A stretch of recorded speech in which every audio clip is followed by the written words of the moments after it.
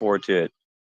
Me too. Me too. I know we've been talking for a couple of weeks now, going back and forth in DMs about this space, and so I'm really excited to have you on this morning and to talk more with you. I know that I've talked a lot with Dean about what's going on in Jonesboro, and there's been so much that's been going on, but it's really great to have you here and to hear from you and your experiences. You recently ran for office, and obviously were elected. Can you can you tell us a little bit what inspired you to run for office? So, two things, and once again, I want to thank everyone that joined this morning with us, and want to thank Dean for helping me get this set up. And so, the main two reasons why I ran for the position that I ran for, which is Justice of the Peace, to sit on the Quorum Court in Craighead County, is I really think that the Quorum Court is underutilized in collaborating with and being responsive to community organizations, individual neighborhoods, individual citizens throughout the county. We seem to have this mindset that if we're a quorum court, we can only engage in programs, services, and provide funding for projects that are outside of a city limits. And that's not what we always do, but that's what we predominantly do in Craighead County. And I imagine the 74 other counties in Arkansas kind of follow a similar pattern. And so I think that we're missing a lot of opportunities within the cities of Craighead County by working with their city councils and their mayors and different organizations. The second reason why I ran is District 2 is predominantly in North Jonesboro, and North Jonesboro is an area of Jonesboro that I, as well as several other constituents of mine, feel continues to be overlooked, and it doesn't receive an equitable amount of services or investments in those areas. And it's kind of like the area that's on the other side of the tracks, so to speak. And so those two reasons, as well as my background and skill set, really prompted me to want to run to provide a platform to people of service for Craighead County. Thank you. So, could you explain a little bit about what a justice of the peace does exactly, and what is the difference between justice of the peace and the city council? Okay, so what we can do versus what we actually do is two different things. So Arkansas Code Annotated 14-14-802 specifies the legislative powers of county government. And that code is divided into two separate sections. The first section is the shall, which are the things that county government must do. So in Arkansas, the county government is riddled with the arduous task of maintaining the jail. And that's not a city function, that is a county function, and it's a shall function.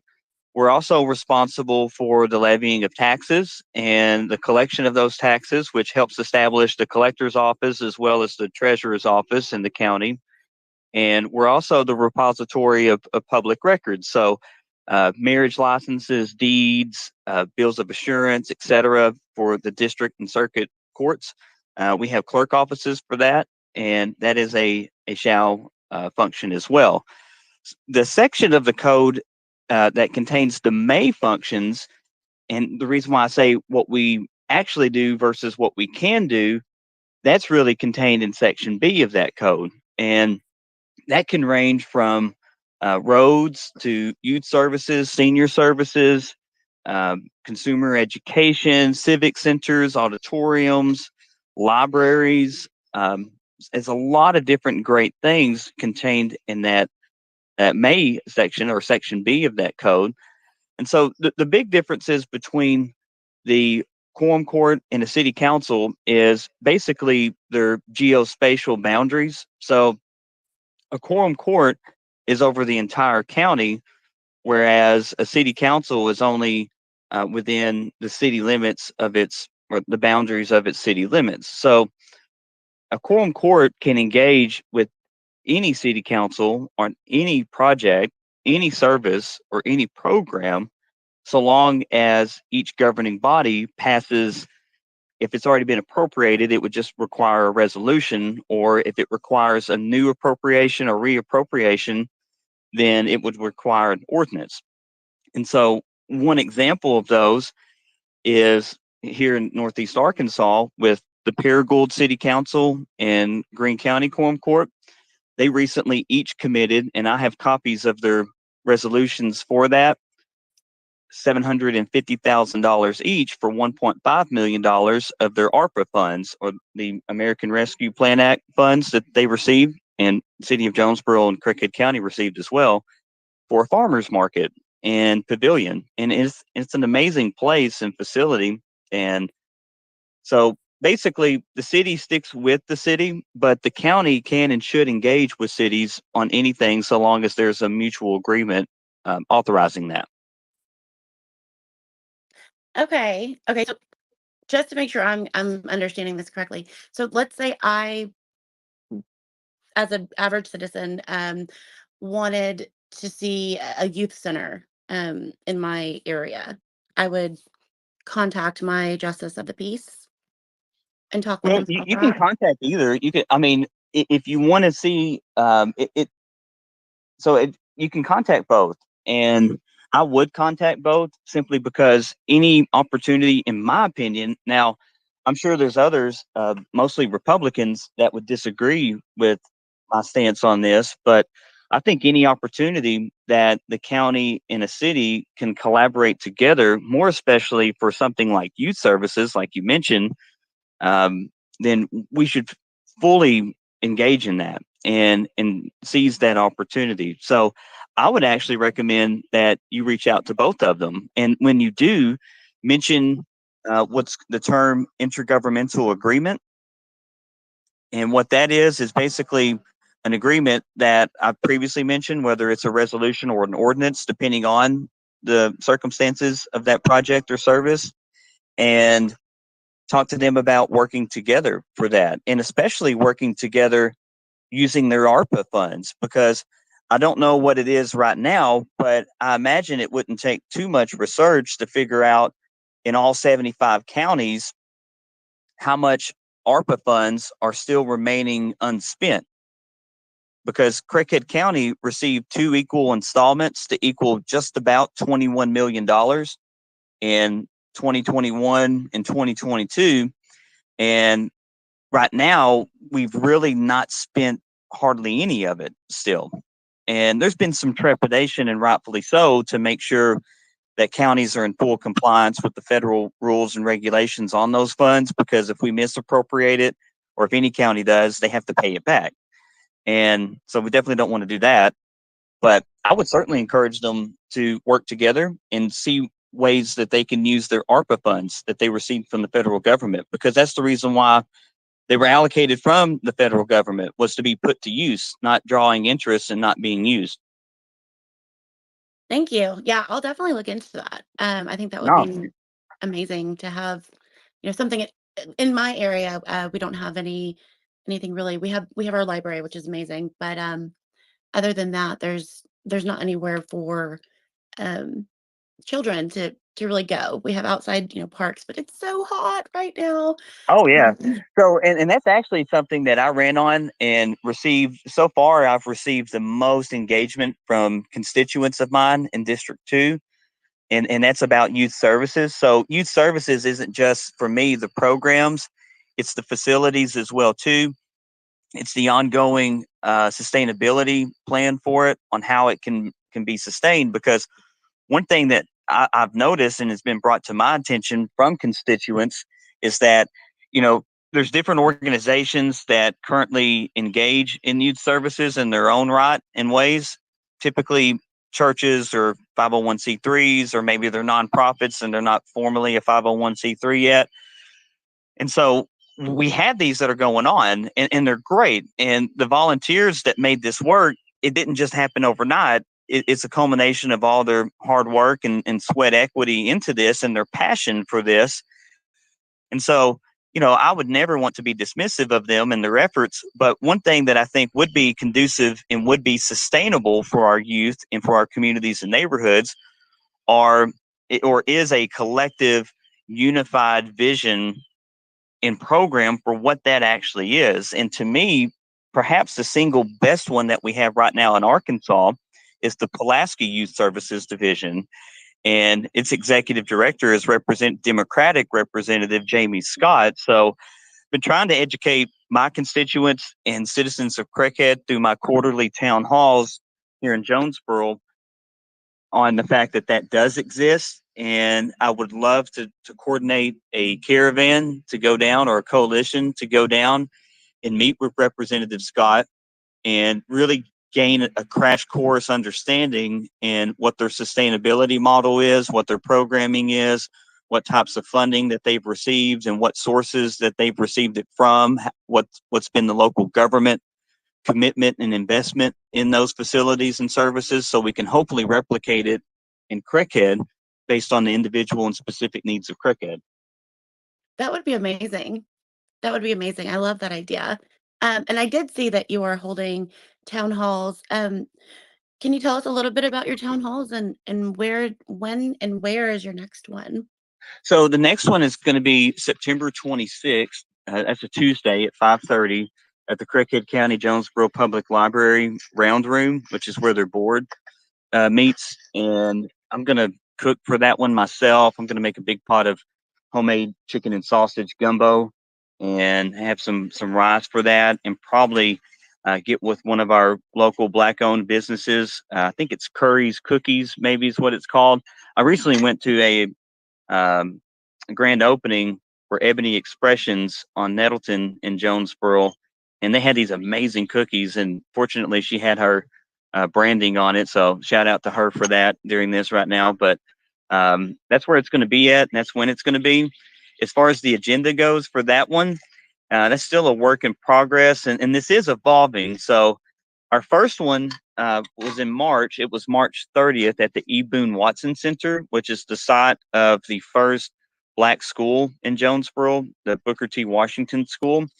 And it was, I mean, we had nearly 20 people there. And I think that's a great turnout because I get asked how many people showed up. And I'm like, well, if I just say the number, for some, they might think, oh, that's not that many. But when you compare it to the numbers that we pull at quorum court meetings, it was certainly a lot more than that. So I think it was a tremendous success. This most recent one was June 29th at Native Brew Works here in Jonesboro, just down the street from Story Coffee House. And want to send a shout out to both of those businesses that are helping to revitalize G Street here in the West End in Jonesboro, and had a great turnout for that. And so this really started from my campaign last year. And one thing that I told voters when I met with them on their doorsteps or at a different event was, hey, this is not going to be the only time that you see me or the last time you see me, or you're not just going to see me during a campaign year. I hope to see you, as frequently as possible and as maybe not repetitively as possible, but, I want this to be an ongoing thing because, the engagement process is not just a one-way street for me. It's not the citizens' obligation to engage with their local government. I mean, that's great, but that's not their sole responsibility or burden or yoke to carry. It's really the public official, more so, I would argue, entirely, to make themselves accessible on a consistent basis and not just in places that they're normally at. So a lot of rural areas in Arkansas, that place might be the picnic table outside of the local gas station / only coffee shop. It might be their church small group or some other place. But for me, that's your normal routine. That's not really making yourself accessible. That's just you doing what you normally do anyways. So these town halls are in specific intentional locations, whether to bring awareness or whether to, show support for local businesses that are taking a big investment by doing what they're doing, or it's to show support on my behalf for entities like the library that I believe, have been completely lavishly and unjustly targeted with outright propaganda, misinformation, and lies. That's certainly going to affect their personnel and their employees, and some people are going to lose some jobs over that. So um, this next town hall being at the library for me is very important and very special. Absolutely. Absolutely. And I know we've talked a lot about the library there. We are going to talk about it some more because it's important, and I know it's something we need to talk about. But I do want to talk about you running for office really quick, because you are the only elected Democrat in Craighead County. What was it like to run for office? So it was, for me, it was great. I really didn't know how it was going to go, and I'm not one that just thinks that I got anything in the bag or anything is guaranteed, because it's not. I knew I had my work cut out for me, because I really, I mean, I put in quite a bit of time in campaigning and canvassing, and was fortunate to have some amazing volunteers like Dean and Ryan Carter from Cross County, and Karen Slicer from here in Jonesboro, and some others that made phone calls with Call Squad. So certainly want to send a shout out to them, because I certainly wouldn't have been successful without their efforts as well too. I mean, I didn't win just because of me. I won because I had a village behind me and a team behind me, and fortunately, we had a message that resonated with voters of District 2. So, you know, that message was specific, and it was positive, and it was completely transparent. And, a lot of times I feel that people that run for public office, they speak in sound bites, or they speak with a lot of ambiguity, to where, you really don't know what they're saying. And it's not specific at all. And for me, that's really disingenuous. To me, it's really tough for the public to truly understand who you are, what you stand for, and how you think. And voters need that, because if I had lost, it would have stung. But at the same time, I would find consolation in the fact that I ran as my authentic, true self, and that's not what the people wanted. So I can more easily move on from that. But since I won, I mean, it's not going to be any surprise when issues come up about the library, or issues come up about youth services, or the conversation gets to those types of topics, or LGBTQIA plus, and I speak my mind on it. It's not going to be like this. Oh man, like Garrett supports the library. Garrett, supports equity for all. Because I ran on that. It's not going to be a shock to people. So it's actually quite liberating, honestly, because I can continue being my authentic self, and be specific on the issues that are important to the voters that I represent. I love that. I love that so much. And I love what you said earlier, about representatives, engaging with the community. We need more of that. I feel as though we see a lot of people that get elected, and then that's it. They're elected, and then you don't hear from them unless they need more money or they want to be reelected. And we need we need people that are in the community and engaging with the community throughout, you know, their term. Um, what advice would you give to anybody that is looking to run for office, especially in Craighead County? First advice would be do it. Not the channel the Ben Stiller meme, but do it. Like, don't overthink it. If your heart, mind, and body is telling you that this is something that you feel like you can contribute to, and you can, believe in yourself, and have confidence, and do it. And then um, start researching whatever it is you're running for. Start researching Arkansas Code Annotated on what the actual legislative powers are of that governing body. And for me, the Association of Arkansas Counties publishes a JP, or Justice of the Peace Procedures Manual. And so that was the first thing I started researching and reading and understanding.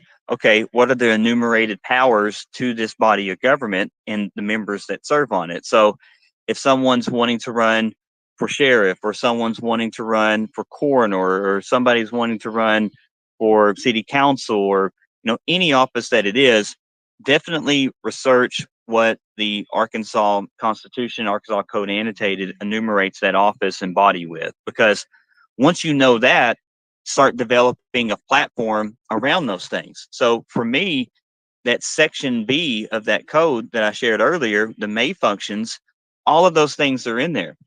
And it's kind of an interesting story. When I first filed, I reached out to our county judge and wanted to sit down with them and see, what they would share about what they feel like is Craighead's biggest challenges, and what kind of get some insight into their vision for the county moving forward, because they didn't have an opponent and they were going to be in office automatically. Whereas I drew an opponent for the general, and there was some hesitancy to even meet with me at first, which I found extremely strange and off-putting, which is fine because I'm prepared for that, especially being a Democrat in rural Arkansas in these times. And the reason for that was some of the things that I had posted on Facebook wasn't what some would believe is the role of county government. So the things I was posting about was quality of life. It was youth services. It was additional sidewalks. It was additional hiking trails and bike lanes and different community and public services. And I said, well, that's strange, because I would just say for whoever thought that, and whoever they, quote unquote, head nodding uh, are, that I would just refer them to that code 14-14-802 section B and the May functions. And those are all there. And that's how I formed my platform, was from that enumeration of power to county government. And our county judge was like, well, let me look at our schedule and see.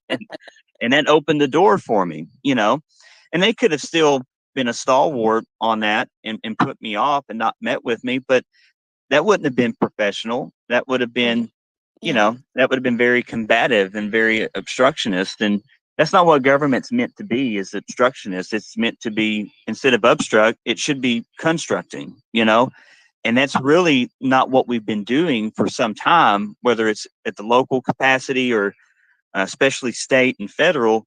Is we've been focused on dismantling rather than putting together. We've been focused on, obstructing rather than constructing. And, we really got to get back to more positivity and professionalism. And that's like what you said too about engaging with citizens. So, what are our elected officials currently doing? Okay. Option A, nothing at all. Option B, they are present, but it's socially. I mean, it's solely, not socially. It's solely on social media, or it's on phone calls, or it's on TV and newspaper interviews, which are great, but it's really not engaging to the fullest or even remotely half of the sense. What are they doing in person? And when they are on social media, how are they interacting with constituents? Are they being constructive? Or are they being obstructive? Are they berating them?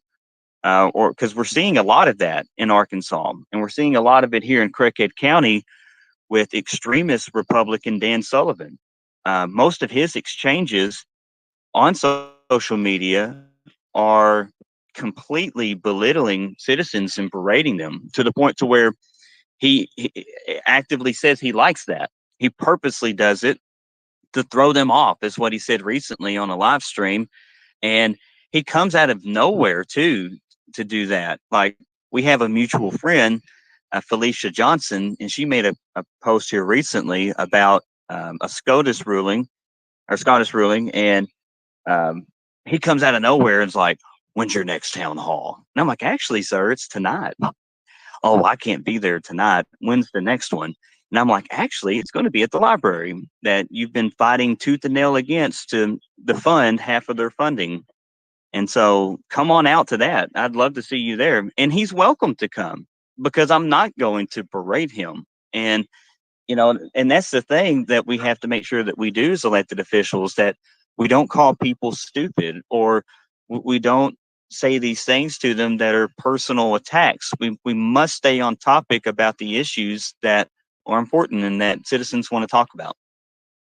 I absolutely agree. I did see that exchange, and I am personally, I'm not an elected official. I don't wish to run ever. I totally support people that do, but I will get on Twitter all day long and speak my mind.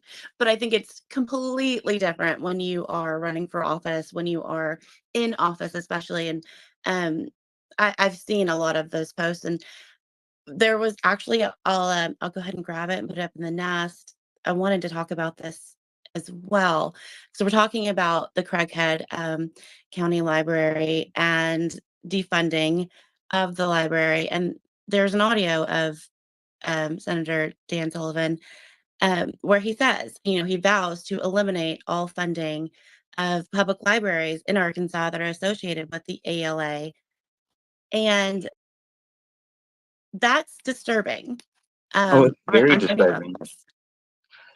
I'd like to unseat every legislator in the Arkansas General Assembly that's associated with ALEC. You know, um, Right. that would be great as well too. But and I don't say too because the library certainly isn't. But you know, when someone shares their true colors, and shares their true self, believe it. And he does it in so many ways. And the ways that he does it, in my opinion, from what I've seen, his interactions with constituents be like is just totally unbecoming of office. Um, it's disrespectful to that office, and it's disrespectful to the constituents that he's supposed and took an oath to serve. You don't take an oath to serve the people that elect you. You take an oath and to uphold to serve everyone, and especially people that disagree with you. Because for me, whether it's from the Republican Party or Libertarian Party or even within my own party and etc., I find it fascinating that people disagree with me, and not in a facetious way, but in an earnest. Okay, I get a chance to understand where they're coming from. My first question, whenever someone shares their opinion with me, is, "What's your personal experience with that?" And see where that goes. It's not to talk over them. It's not to correct them. It's not to chide them. And my goal is not to, in that instance, is not to persuade them to think like me. It's to ask the questions that will allow them to share why they feel that way. And that helps me because, I mean, it's very possible that I could be missing something, or it's very possible that I haven't considered an alternative point of view or perspective, that by just being willing to listen and ask questions and learn rather than talk over someone and berate them, I can become a better public official and serve them even better with that newfound knowledge. Absolutely, 100%. What everything that you just said is something that I wish a lot more of our elected officials thought and took to heart, and really implemented. Because you're right, we do have Republicans, Democrats, Libertarians here in Arkansas, independents, but when you're elected, you are elected to um, serve your constituents, and it's not just the people that elected you. And so speaking to people that didn't vote for you is important, because you're there to serve them. That is your job. Well, and even if you win 60% of the vote or 62%, for example, like Dan Sullivan most recently did, I think it was 62, right, Dean?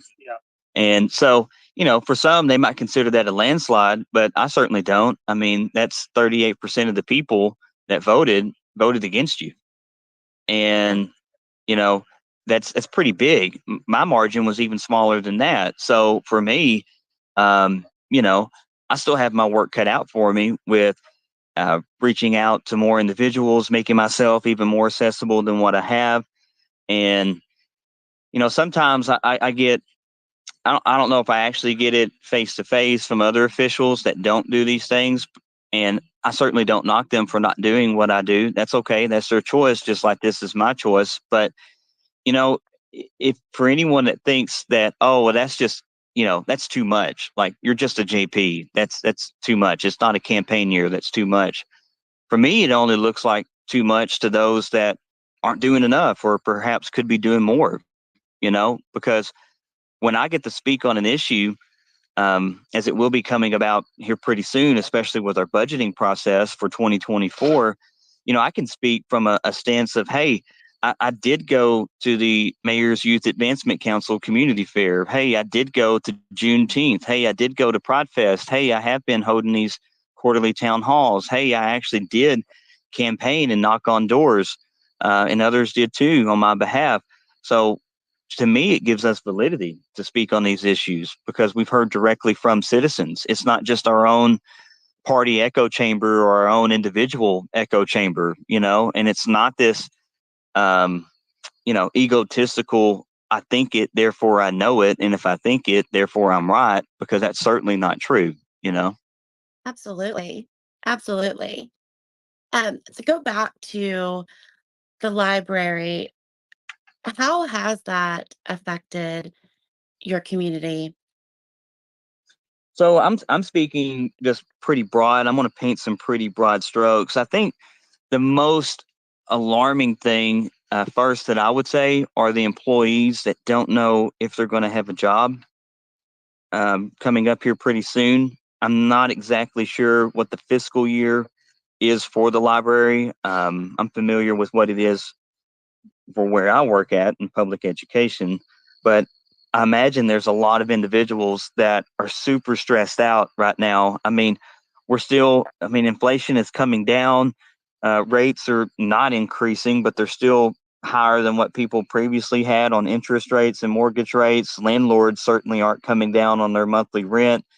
Things at the grocery store, gallon of milk, pound of ground beef, loaf of bread, still pretty expensive. So, you know, income insecurity and job insecurity is a lot of stress and a lot of turmoil. So I think that's first and foremost right now, and that's certainly where my thoughts are at, or with the employees that don't know if they'll have a job. The second thing, and I'm not saying it's deprioritized in any way from the first, but the next thing I would talk about and mention are members of the LGBTQIA plus community. When you have people that say just your existence is grooming, or just representation of books and literature is grooming children. I mean, that's evil, in my opinion, because that's not true. And anybody deserves the right to exist, and their existence and representation in literature is not in your face, like what people like to say, or some people that like to say, oh, it's being crammed down my throat. Pride's being crammed down my throat. How so? Just because there's literature that depicts someone, from this community, like representation is not cramming down anyone's throat. And so when people use those types of terms and those types of language in the public sphere on an issue, I would imagine it makes someone feel that not even their existence is uh, accepted. And that's awful, in my opinion. And, it makes me wonder what kind of endangerment that they face physically from violence, because that type of rhetoric is what we see, in Charlottesville, and what we've seen with January 6th, to where there was physical violence. I mean, people lost their lives in some instances, or were seriously injured. And to me, that's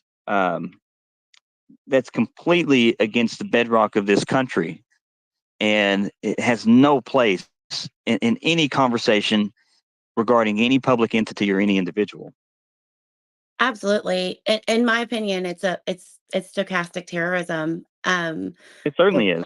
the words that they're using, and we had a conversation a few weeks ago with Crawford County, some women from Crawford County, and we were going over the titles that have been removed from the children's section. And I read the books. A book about a child who has a mom in the military that was removed. A book about a child with disabilities that was removed. A book about a child with two dads that was removed.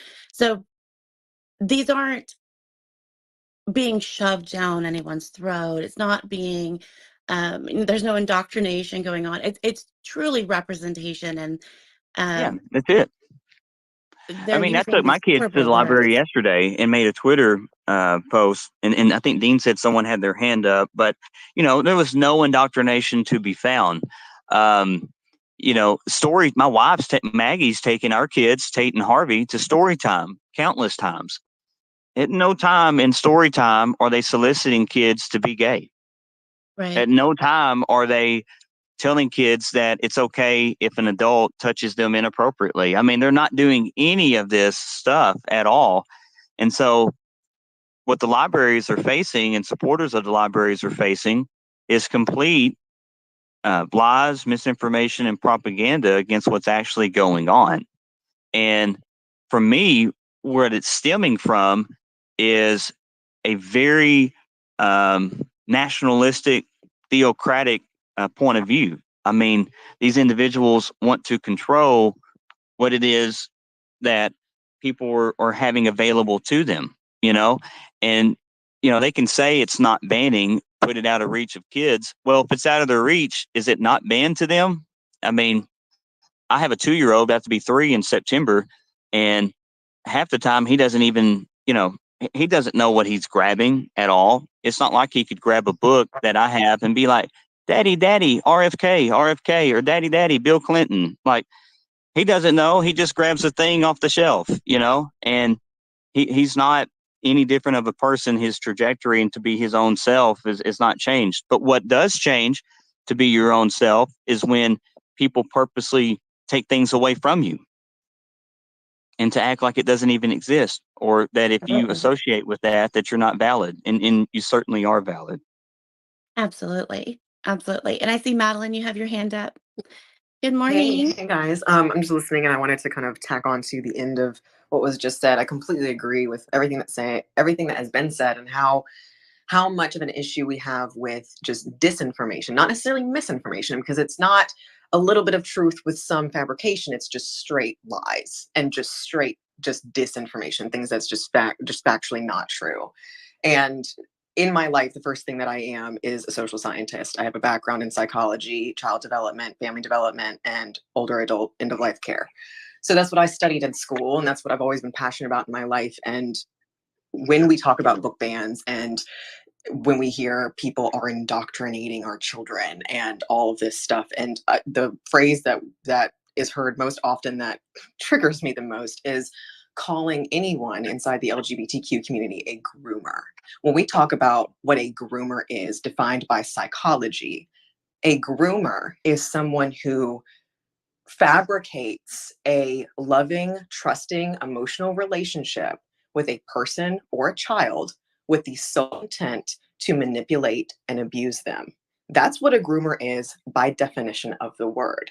Therefore, it cannot be applied to LGBTQ community members that are just living their life. That cannot be applied to the drag queen that's performing at their event. That cannot be applied to the librarian that hands a fifth grader a book about sexuality, because that's when you learn it for the first time in public school. Sexuality is something that you get a lesson in health in fifth, eighth, and ninth grade if you're lucky, and you have comprehensive sex education standards in your school. And so that is one thing that I always try to educate on, is when we call anyone a groomer, if you're going to call someone a groomer, it better be because they're actually doing that. It better be because they're being sexually abusive. It better be because they're actually grooming their victim. We see this most often. Sorry to say, I'm 26 years old. I have seen way too many of my young female friends get into abusive relationships with men that are 10 years older than them.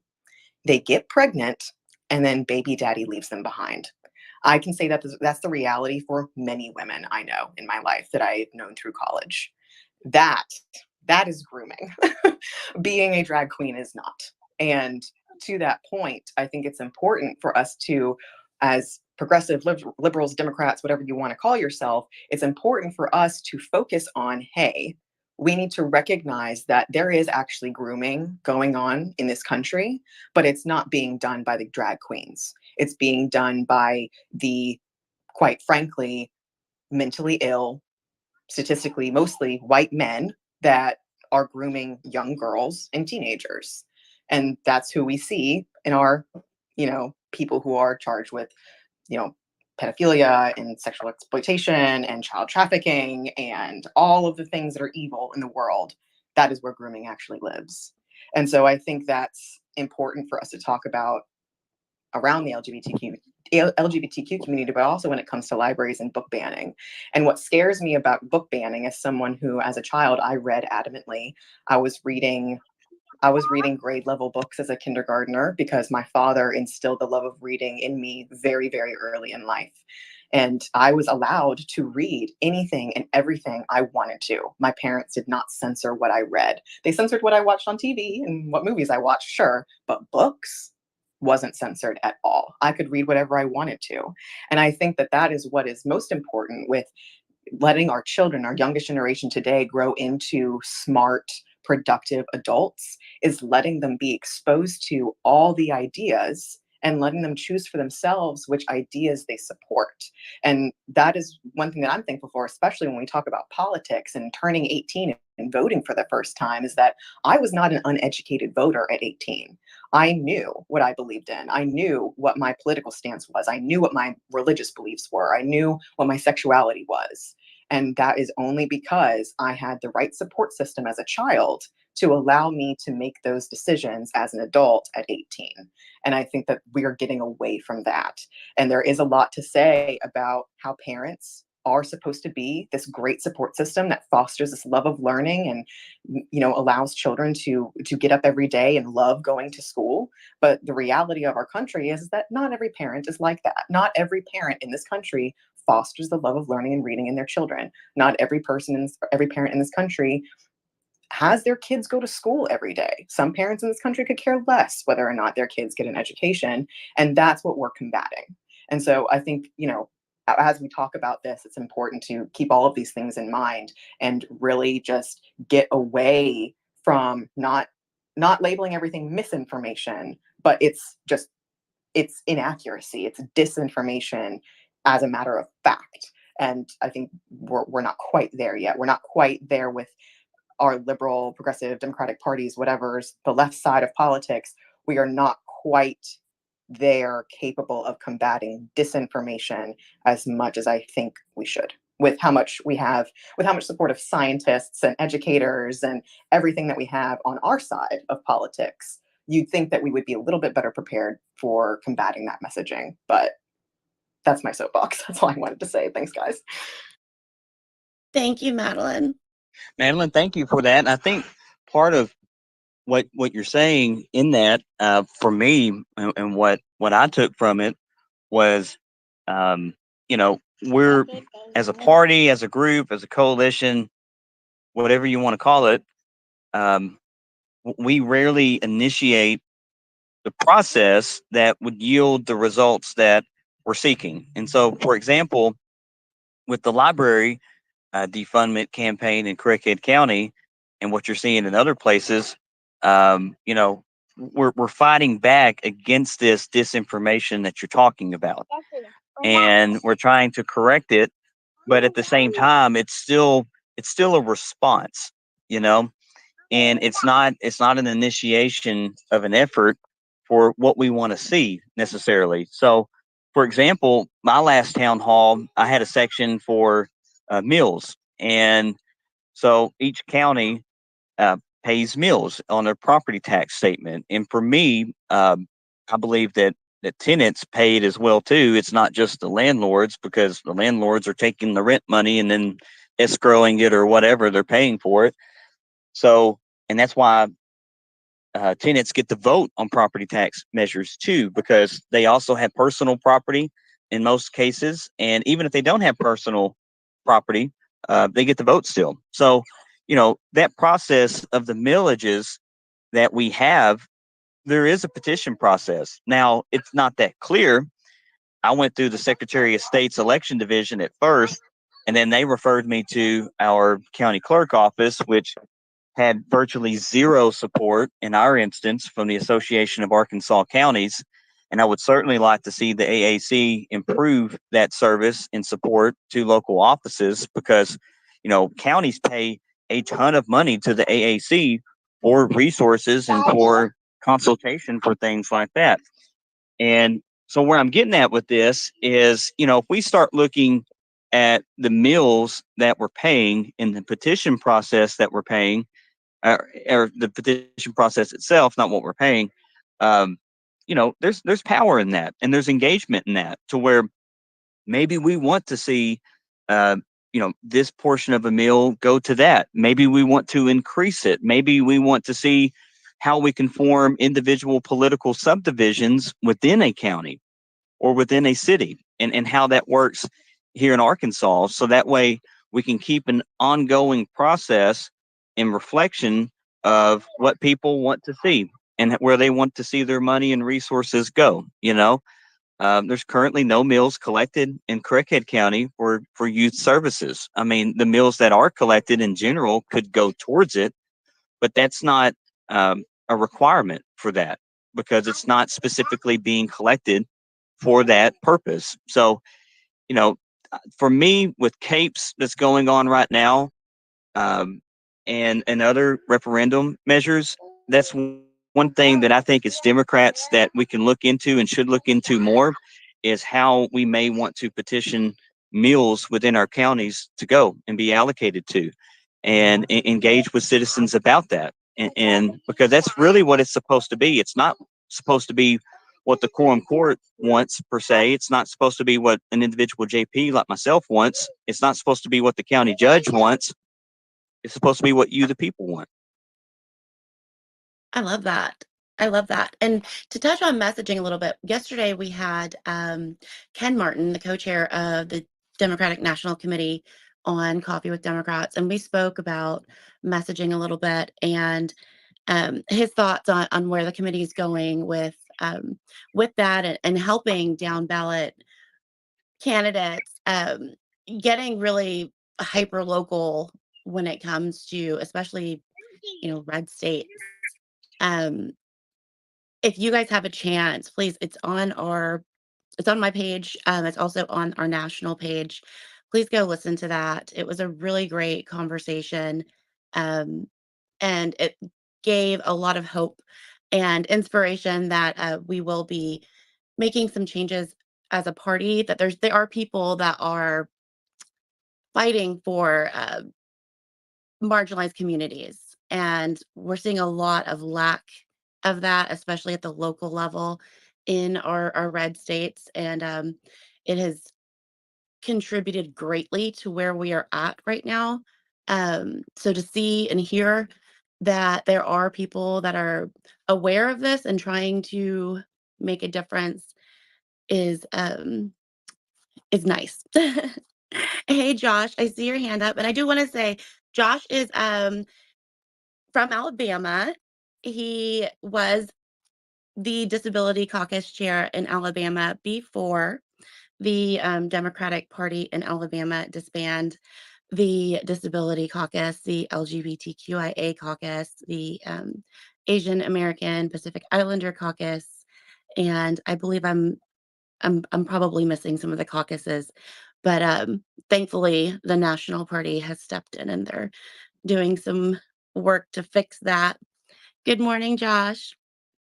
Hey, good morning, good morning, good morning. Yeah, the youth caucus was also removed, including uh, they opened up our union affairs seat to just where anybody can be the chair of that without having any knowledge of being union led. So we're still going through those things. First off, good morning, everybody. Uh, I have not had my coffee yet, so this is going to be like a extra booster shot for me listening to this. Quick question: I recently went to Florida to fight Governor Ron DeSantis uh, on this ban the book. We did a 15 city tour to give out banned books that the governor has banned. We spoke before their school board in Miami-Dade and talked to thousands and thousands of people. My question is, what can we do in your state or in other states to um, stop the banning of books or to acknowledge these books? Because it's amazing that there's a little kid's book about who John Lewis is that is banned. To Kill a Mockingbird is banned. The Color Purple is banned. There's so many amazing books that are banned. Um, the history of Native Americans banned. So my question is, how can we fight this? What do we do? And is there a way that we could possibly come and give out those banned books in your state? Thank you. That's a great question, Josh. I'm going to defer to Dean for that. Hey everyone, Calais, I appreciate it. Thank you for Um, allowing us this platform and to get to speak for a little bit. Sorry, were you about to say something? Always, always, always. Yeah, well, Joshua, thank you for asking that. Because we actually have a really cool answer right here in Arkansas. Obviously, we've been facing the same stuff in a similar vein through Sarah Huckabee Sanders. As previously mentioned, our state senator Dan Sullivan has been spearheading this fight to censor LGBTQ plus perspectives, and we could get in a whole rabbit hole about his anti diversity, equity, and inclusivity. He is just demonstrably against any perspective that makes him mildly uncomfortable, and he's very pro discrimination of diverse viewpoints. And so, one of the things we're doing as the Young Democrats of Arkansas, in response to all the book burning, the book banning, and the defunding of libraries, is we have put little free libraries up across Jonesboro. We actually have one here at the Story Coffee House that we're talking at here in Jonesboro on G Street. And essentially, for anyone that's here that doesn't know what a little free library is, I'm sure you may have seen a little free food pantry outside a church, maybe, where people can give food and people can come and take food, no questions asked. It's the same thing with the books. We can have books about anything that you could think of, diverse perspectives, civil rights, um, anything that you think is something that someone might enjoy reading. Give a book, take a book. And we put two up here in Jonesboro. Garrett Barnes mentioned Ryan Carter earlier. He's over in Piggott, which is Clay County, Arkansas. And Ryan Carter just stumbled upon about 120 old newspaper bins that weren't being used anymore, which is fantastic because we're going to repurpose them and put some cool stickers and art design on them, make them look really cool. And we're going to put them all across the state of Arkansas. So if there's a book that's being banned in curriculum, if there's a book that's being banned in public schools or libraries, well, come to our little free library and drop it in there. That way people still have access to these very meaningful books that have representation. We want to put up so many around Arkansas and across the country that they're going to have to pass laws to make that illegal because we're sick of it. And it's a proactive response. It shows people that we're willing to fight. And a lot of people really dig it. I even have some independent or even some conservative and Republican friends that think it's a great cause because the thing is unfortunately, in my opinion, and I don't think I'm the only one here that thinks this, extremism has taken the Republican Party by hold. It is taking it hostage. However, if you're a Democrat or an independent or just somebody that wants to see something different, this is a great issue to get involved in because good people do not agree with attacking libraries. Good people do not agree with attacking public schools. We just have to inform them about what's going on, why it's happening. I think Democrats, frankly, have to get better at just calling bullshit bullshit. And sorry for being vulgar, but that's just something I stumble across a lot. We've been talking about misinformation, disinformation, and you can sum it up to BS. However, when you do that, you got to follow up and tell someone why, because they'll say, well, why is it? Why is that not true? And we have to be very effective in how we do that, because unfortunately, um, our opponents are using the galloping gish tactic, where they just throw so much stuff at you that you spend all your time trying to defend yourself and say why you're not that, and then you don't even get to tell people what you're for. And that's something I see Democrats in this region of the country we suffer from, is that there are so many false caricatures of who we are and what we support, that we're often trying to have to tell people, no, we're not that. And I don't think there's a way you can get around that. I think you have to be ready for that. But I also think, like Garrett's saying, we have to have a proactive platform where we are going to advocate for people. We are going to advocate for quality of life. We are going to advocate for accessibility. And so those are just a few things that came to mind. Like right off the bat, if you want to help, we want to put these low free libraries up. But in the long term, I think we need to get more good people like Garrett to run for office, to advocate for us and be our champion. And then we need to help those people, because we have so many people that jump into this gauntlet and they have no support. And it can really steer a person away from politics. It can burn people out. We need to help each other. So those are just a few things that come to mind. I apologize if I've rambled at all. Thank you all for your time. Thank you. Well, and I'll piggyback off that real quick before we end this. Um, you know, fundraising is a necessary part of running for public office.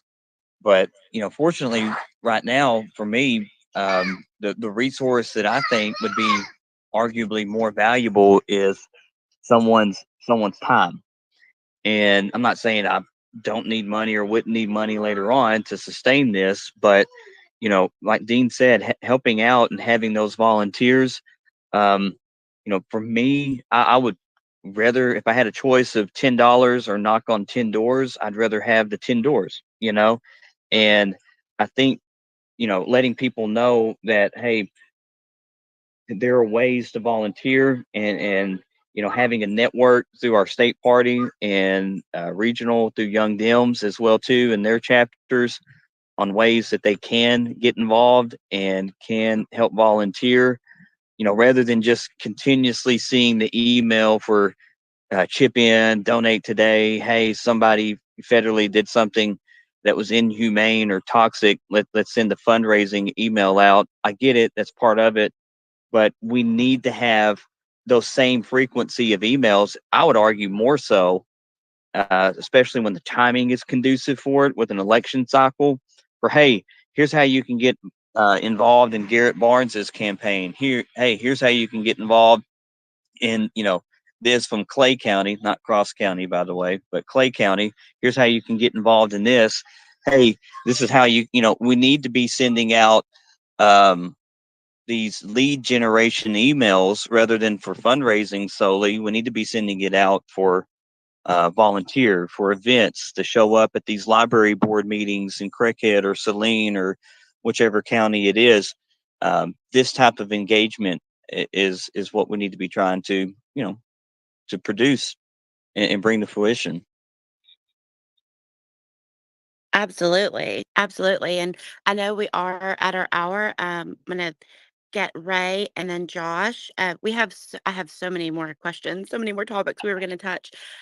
Garrett, I would absolutely love to have you back in the next couple of weeks if you're available, Yeah, I'll be to available. continue this. I'll just be on a school contracted time, so it'll need to be during non-school hours. So it might have to be in the evening, or it can be on a weekend or something, in the Okay, morning. Because I am a proud public educator, and that's one thing that I make sure of when I'm back on contract. definitely. Definitely. We will get together after this and see what we can come up with. Sounds Go good. ahead, Sounds Ray. great. Thank you so much for the opportunity to talk with y'all. I look forward to seeing you in person. Thank you very much Yes. for having the space today. I appreciate it. And I just wanted to point out real fast, and actually not point out, but thank you for being such a strong advocate for the LGBTQIA plus community, especially because of the hostile environment that we have, not just in my state of Ohio, but across our country. I like to frame it as a Frankenstein syndrome, that our community is the Frankenstein, and the Republicans are the people with torches coming after us. And you know, we need more strong allies like you. Um, and to piggyback off of what Dean said, um, you we need to come with facts. Facts we can fight with. Opinion, we'll be fighting back on opinion. So facts don't lie. Um, and I'll just leave it with that. I just wanted to give my thanks, and thanks for your fight for all marginalized communities. For sure. Thank you. Thank you for sharing that. And I'll end with this. What you just said reminds me of the very classic Hitchism with Christopher Hitchens on, if a statement is made without any fact, it does not require and should not be given a response. And if it is given, it doesn't have to be given in fact, since the statement wasn't given in fact.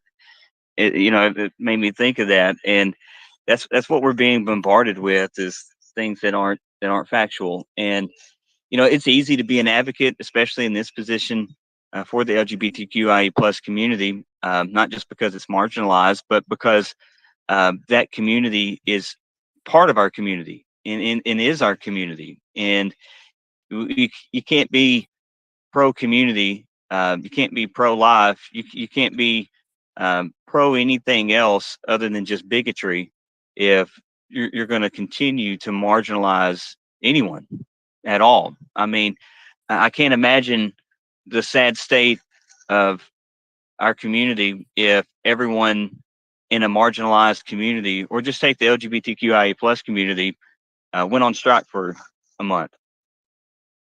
I mean, we would come to a halt, an abrupt halt, and life as we know it would not be pleasant at all. So it's easy to be an advocate, and I appreciate you saying that. Thank you so much. Well, thank you so much again, Garrett. Really appreciate this conversation. This was amazing. Like I said, I had so many more questions for you, and I do want to have another conversation so that we can touch on those questions. Um, Next week we will have Herb Gill and Carolyn Mosley in Fort Smith in the chat. If you guys want to go check that out, there's a link to that space if you want to set a reminder for it. I am looking forward to that conversation. Up in the nest above this space, I did share a tweet from Dean about the little library there in Craighead County, and there's a link for Enact Blue. If you guys would please share that as well, that is going to help them build more little libraries throughout the state. And really, if we are going to see, which another tweet up in the nest is the audio from Senator Dan Sullivan saying that he will be um, attacking the public libraries that are associated with the ALA. If we are going to be seeing more attacks on our public libraries, we're going to need all of us to step up and combat that. So I really do appreciate what Dean has been doing. He's been doing such amazing things with the Young Dems and in his community throughout the state as well. And that's just so needed. Thank you both so much for what you're doing for Arkansas. Well, I hope. oh, sorry. Go ahead. No, go ahead. Thanks again. I always appreciate coming on here, and it's been great getting to kind of display all the people we have here in Jonesboro. It's not just me. We've got Garrett, Shanoa. We've had Shamal on here before, Brian Mason. There's a lot of people that are fighting over here in Jonesboro, and we know that there's a ton of people that are fighting across Arkansas. There's Joshua, you're in Florida, and you're like us, you're experiencing some of the worst of the worst. But I'm thankful that you were there in Florida to fight that fight. And I thank you for following me. If you're interested in collaborating, send me a message. No pressure if you're not. But like Calais was saying, we want to put these little libraries up all across the country to be able to provide diverse perspectives for Black, Indigenous people of color, for LGBTQ plus people, for any community that is being censored right now. That's who we need to prioritize, and we need to be able to provide those perspectives. And it's been very successful here in Arkansas, I think, because of a little bit of spite. People want something to do. They want something to, throw up their middle finger right back to the people that are oppressing them. And this is a very happy way to do it. And so, I just thank you for your time today, and thank y'all for allowing us to share what we're doing here in Jonesboro. I hope it can provide some inspiration across the state because we got a lot of work ahead of us. It's going to take a decade or two of good work to achieve the state that we deserve, but we're willing to fight for it. So thank you again. I appreciate y'all. Thank you. Thank you. We really appreciate you. I hope everybody has a really great Friday and an amazing weekend. We'll see you back next Friday at 9 a.m. Central Time. Bye.